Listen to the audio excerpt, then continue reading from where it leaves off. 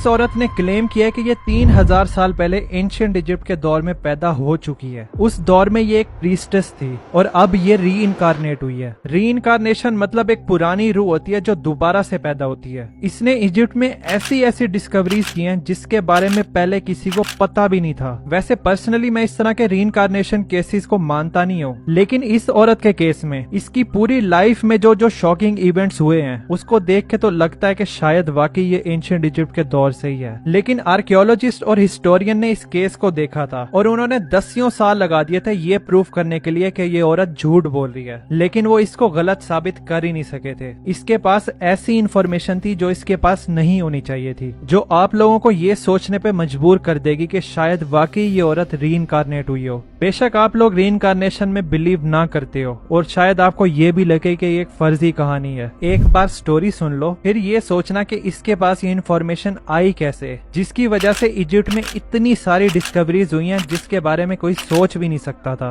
नाम था डॉर्थी ईडी। ये 1904 में लंदन की एक मिडिल क्लास फैमिली में पैदा होती है। ये अपने माँ बाप की इकलौती बच्ची थी। जब ये 3 साल की थी तो ये अपने घर की सीढ़ियों से गिरी थी और बेहोश हो गई थी। पेरेंट्स डॉक्टर को बुलाते हैं और डॉक्टर चेक करके बोलता है कि ये तो मर गई है। इस इंसिडेंट के सिर्फ 1 घंटे बाद जब डॉर्थी के पेरेंट्स इधर उधर होते हैं, डॉर्थी खड़ी होती है, अपने रूम में चली जाती है और खेलना शुरू कर देती है। पेरेंट्स और डॉक्टर रूम में आते हैं। वो लोग शॉक हो जाते हैं इसको जिंदा देखकर, बल्कि पेरेंट्स तो गुस्सा करते हैं डॉक्टर पे कि भाई तू किस किस्म का डॉक्टर है, जिंदा बच्ची को डेड डिक्लेयर कर दिया। डॉक्टर कसम खाता है कि वाकई ये उस टाइम मरी हुई थी। इस इंसिडेंट के कुछ अरसे बाद ही डॉर्थी के बोलने का अंदाज अजीब हो जाता है, मतलब उसका एक्सेंट चेंज हो जाता है। डॉक्टर्स और स्पेशलिस्ट ये बोलते हैं कि डॉर्थी फॉरेन एक्सेंट सिंड्रोम से सफर कर रही है और ये बड़ा कॉमन होता है उन लोगों में जिनको बहुत बुरी हेड इंजरी हुई हो। इसके अलावा डॉर्थी अपने पेरेंट्स को एक ख्वाब के बारे में बता रही थी जो बार बार इसको नजर आता था। वो बड़े बड़े पिलर वाली बिल्डिंग के बारे में बताती है और साथ ही वो एक खूबसूरत से गार्डन में होती है। उसको वो गार्डन बहुत ज्यादा पसंद होता है। उसके फूलों के बारे में बताती है और बताती है कि वो अपने दोस्तों के साथ वहाँ पर है। डॉर्थी सिर्फ 4 साल की बच्ची होती है और वो इस जगह को अच्छे से एक्सप्लेन कर ही नहीं पा रही थी और ना ही उसको ये पता था कि ये जगह है किधर।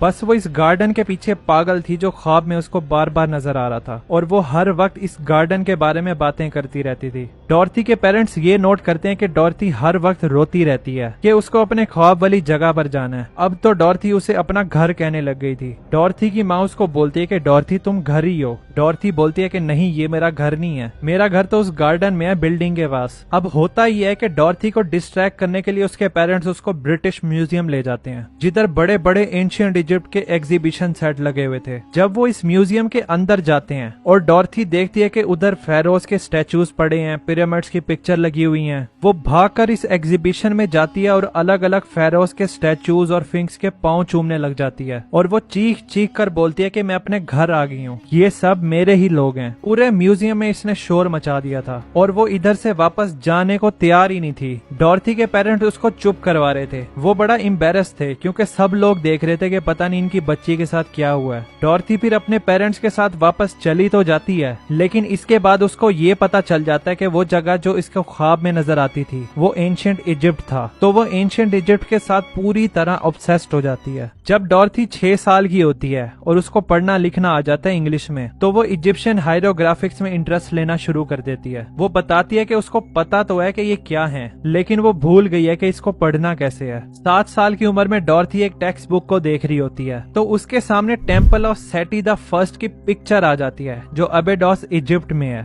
जैसे ही वो इस पिक्चर को देखती है तो वो बोलती है यही तो मेरा घर है और मैं इधर से ही हूँ। फिर वो टेम्पल के इस टूटे हुए एरिया को पॉइंट करके कहती है कि यहाँ पर तो गार्डन था, तो सारे दरख्त किधर गए और ये इस तरह क्यों दिख रहा है। डॉर्थी को ये समझ नहीं आ रही थी कि ये सब हजारों साल पुरानी बात है। उसी टेक्स्ट बुक में एक फेरो सेटी द फर्स्ट की भी पिक्चर थी जिसके नाम पे इस टेम्पल का नाम रखा गया था। जब डॉर्थी इस वेल प्रिजर्व्ड मम्मी को देखती है तो वो बहुत ही जोश में आ जाती है और कहती है कि मैं इस इंसान को अच्छी तरह से जानती हूँ। 10 साल की उम्र में दुनिया में माने हुए इजिप्टोलॉजिस्ट E.A. वॉलेस बज को डॉर्थी के बारे में पता चल जाता है। वो डॉर्थी को ऑफर करते हैं कि वो उसे इजिप्शियन हायरोग्राफिक्स को पढ़ना और लिखना सिखाएंगे। डॉर्थी इनको फौरन सीख जाती है। जब डॉर्थी 14 साल की होती है तो उसको वो गार्डन वाला ख्वाब तो आता ही था, साथ ही उसको डरावने ख्वाब भी आने लग गए थे कि वो अपनी पुरानी जिंदगी में किसी तहखाने के अंदर है और उससे हायर प्रीस्ट सवाल कर रहे हैं। जब ये उनके सवाल का जवाब देने से इनकार करती है तो वो इसको मारते हैं। 27 साल की उम्र में डॉर्थी एक इजिप्शियन बंदे से मिलती है और इसको उससे प्यार हो जाता है। वैसे आई एम श्योर डॉर्थी के दिमाग में ये बात जरूर होगी कि अगर वो इस बंदे से शादी कर लेती है तो उसको इजिप्शियन रेजिडेंसी तो मिल ही जाएगी, क्योंकि जैसे ही इनकी शादी होती है ये लोग इजिप्ट मूव कर जाते हैं जिधर उसको रेजिडेंसी मिल सकती थी। जैसे ही डॉर्थी इजिप्ट में लैंड करती है तो वो पहला काम ही ये करती है कि जमीन को चूमती है और रो रो कर बोलती है कि मैं घर आ गई हूँ। डॉर्थी और उसके हस्बैंड का एक बच्चा होता है, उसका नाम वो रखती है सेटी, जैसा कि उस फेरो का नाम था सेटी द फर्स्ट। जब डॉर्थी इजिप्ट में होती है तो वो बताती है कि उसको रात को एक एंटिटी विजिट करती है जो था होरा।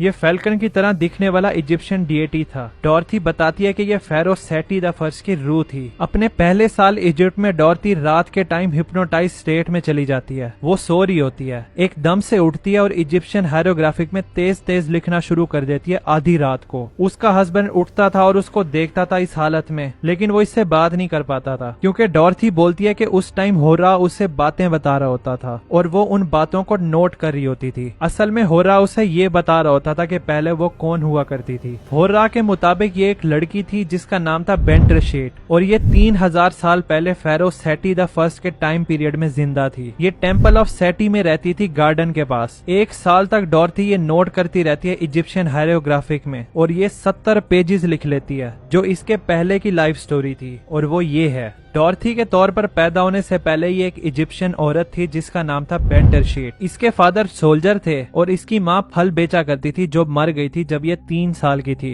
इसके फादर इसकी देखभाल नहीं कर सकते थे तो वो इसको टेम्पल ऑफ कोमल सुल्तान में लगवा देते हैं जिधर ये बड़ी होती है और बाद में ये एक प्रीस्टेस बन जाती है। 12 साल की उम्र में बेंटरशीट को 2 चॉइसेस मिलती हैं कि वो कहीं भी जा सकती है दुनिया में अपनी मर्जी से आजाद होकर। दूसरी चॉइस थी या फिर वो इस टेम्पल में ही रहे। ये टेम्पल में ही रहने का फैसला करती है। इसके कुछ साल बाद ये फेरो सेटी द फर्स्ट से मिलती है। इसको उससे प्यार हो जाता है। बेंटरशीट प्रेग्नेंट हो जाती है। जब इसकी प्रेगनेंसी का पता चलता है तो हायर प्रीस्ट इससे सवाल करते हैं। वो इसको मारते हैं जब ये जवाब नहीं देती। यही सेम सीन डॉर्थी बचपन में अपने डरावने ख्वाब में देखती थी। फेरो सेटी का नाम पब्लिक में ना आ जाए और उसकी बदनामी ना हो, इस वजह से बेंटरशीट अपनी जान ले लेती है। डॉर्थी का हस्बैंड तंग आ जाता है उसको बार बार इस हालत में देखते हुए कि वो रातों को जागती है, हिप्नोटाइज कंडीशन में हो जाती है, इजिप्शियन हायरोग्राफिक्स में लिखना शुरू कर देती है। इस सब से वो थक गया था और वो इसको डिवोर्स दे देता है। इसके बाद डॉर्थी अपने बच्चे के साथ दूसरे सिटी में शिफ्ट हो जाती है गीजा पिरामिड्स के साथ। अब क्योंकि इसके बच्चे का नाम इसने सेटी रखा था तो लोग उसको ओम सेटी बुलाने लग गए थे जिसका मतलब था सेटी की माँ। इस टाइम पीरियड में डॉर्थी इजिप्ट डिपार्टमेंट ऑफ एंटिक्विटी में जॉब करना शुरू कर देती है और इसका बहुत ही सक्सेसफुल करियर होता है इजिप्टोलॉजी में। तकरीबन 20 साल तक ये टेम्पल ऑफ सेटी द फर्स्ट को रिसर्च करती है और उसकी एक एक चीज पर गौर करती है। सिर्फ टेम्पल को नहीं बल्कि उन लोगों को भी जो वहाँ पर रहते थे, क्योंकि इसके मुताबिक ये भी वहीं रहती थी। 1952 में ओम सेटी जब अपनी 50s में होती है तो उसकी जॉब एबडस में ही लग जाती है। तो फाइनली वो अपना कदम टेम्पल ऑफ सेटी में रखती है। वो बोलती है कि ऐसा लग रहा है जैसे मैं यहीं रहती हूँ। टेम्पल के एक रूम में वो अपना ऑफिस बना लेती है और सारा टाइम वहीं पर स्पेंड करती है। उसने अंदर एक कोबरा को अपना दोस्त बना लिया था और उसको वो हर रोज खाना देती थी। वैसे तो ओम सेटी की बहुत सारी कंट्रीब्यूशन है इजिप्टोलॉजी में, लेकिन वो चीजें जिनकी वजह से ये हाईलाइट हुई थी वो थी जैसे ये टेम्पल ऑफ सेटी में एंटर होती है तो वो उस गार्डन की लोकेशन बताती है कि गार्डन यहाँ पर था, क्योंकि बचपन से तो वो उस गार्डन का ख्वाब देख रही होती है। तो वो बोलती है कि इधर खुदाई करो, यहाँ पर गार्डन मिलेगा। तो वो खुदाई करते हैं तो वाकई वहाँ पर गार्डन था। इसके साथ ही वो ये भी बताती है कि कौन सा दरख्त किधर था, मतलब पूरे गार्डन का लेआउट बताती है और इसकी सारी बातें कंफर्म हो जाती हैं। फिर ओम सेटी बोलती है कि टेम्पल की नॉर्थ साइड पर खुदाई करो, वहाँ पर एक सीक्रेट टनल मिलेगी। वो लोग खुदाई करते हैं तो उधर वाकई सीक्रेट टनल मिल जाती है। किसी को भी इस टनल के बारे में पता चल ही नहीं सकता था